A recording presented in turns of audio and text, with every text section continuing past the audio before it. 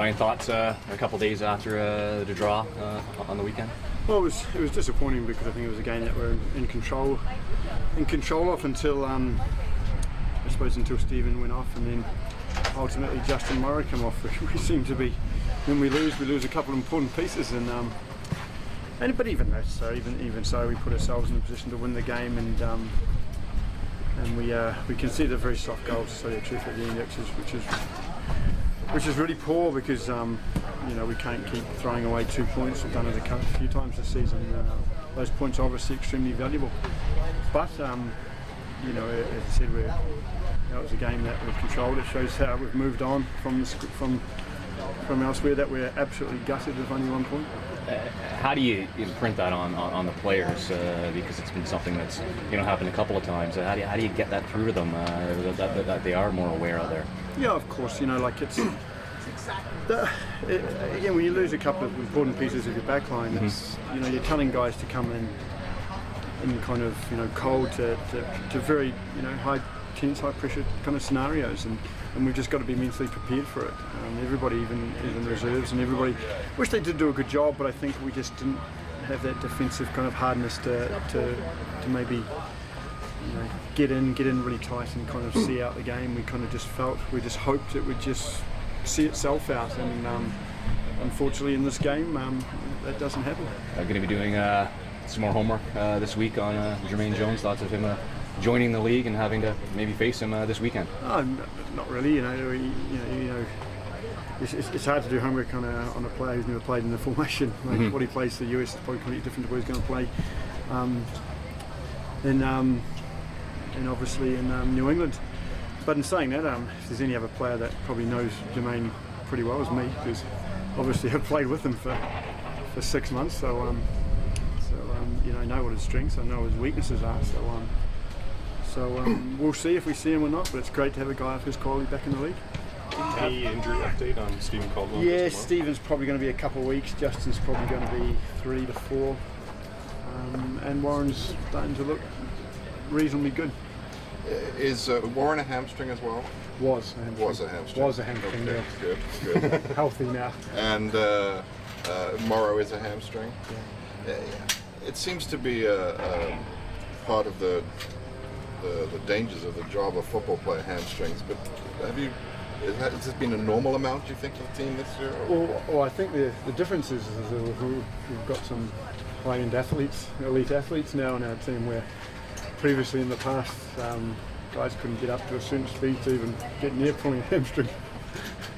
No disrespect to them, but we've got some thoroughbreds now, some guys who can really move through the gears, and with that becomes those sort of muscles and get under a lot of pressure. We have all the rehabilitation, and we try and strengthen those areas as well, but it kind of comes with that type of play. Your goals against this year are slightly up from last year. Obviously you've had to chop and change your back line with all these injuries. Injuries aside, are you happy with the play you're getting from these guys, or is it just difficult to have a sort of a new makeup every week? Look, I don't like conceding goals. Don't want to concede goals. The goals that we're conceding are not. They're not. The goals they're very avoidable. But then also we've also kind of we're creating a lot more chances, and we're a lot more attacking threat. We always look like we're going to score. So you have to take a wee bit of the good with the bad, and hopefully marrow the two. What we've got to understand is that there's going to be times in the game where you have to knuckle down, you have to really defend. You're not going to have the ball and possess it all the time, and always look attacking. But when that time is when we have to kind of knuckle down and defend, we do, and we get in together as a whole team, and we see out that little period until we get kind of control of the game again with the ball, and we kind of at the moment we're just not seeing out those little periods. Because Bendick seems to be doing his job at the back end for you. Well, he doesn't have to do much, and that's the thing that kind of hurts me the most, is that it's not like we're asking him to make 10 saves a game.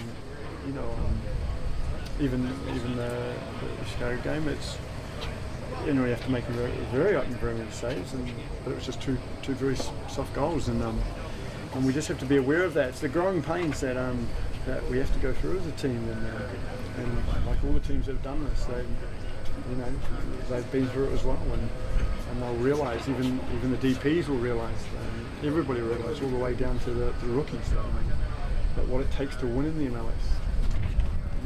We don't have, even the guys who are D1 players, they don't have much MLS experience, and so it's just going through it, learning how to win in this league, learning how to be consistently, learning what it takes.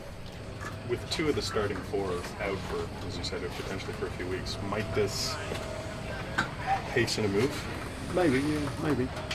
Yeah. So Warren looks like he's coming back, but we'll see. As I said, we might have to think about it. What about Ashton? I know he didn't dress obviously on Saturday, but could this be an opportunity for him to see some action? Yeah, of course. I mean, everybody's got an opportunity now to potentially come in. So I said it's when one door closes, another one opens. So yeah, 100%. There seems to have been a common theme recently, Ryan, with you saying that some of the defense hasn't been getting the help it needed with midfielders coming back, as players go down the flanks, etc. Is this a message that is getting through to your players? Oh no, I think what we've got to understand is that if somebody gets in trouble, we need to help out. And it's not just the back line; it's the midfield as well. The midfield need help from certain areas. The strikers need help from certain areas. It's everybody. We can't just rely on hoping that in a 1v1 battle we will win it 10 out of 10 times, because that one time if you don't win it, and we've got to have kind of reserve mechanisms that kick in when if something breaks down, somebody's there to help out their teammates, and we just need to reinforce that a bit more. So pointing any fingers, it's just kind of reinforcement, because everybody needs it in the game. There's always a certain time, no matter who you are, it breaks down, and we just have to be in tune that when it breaks down, we're in positions to help out.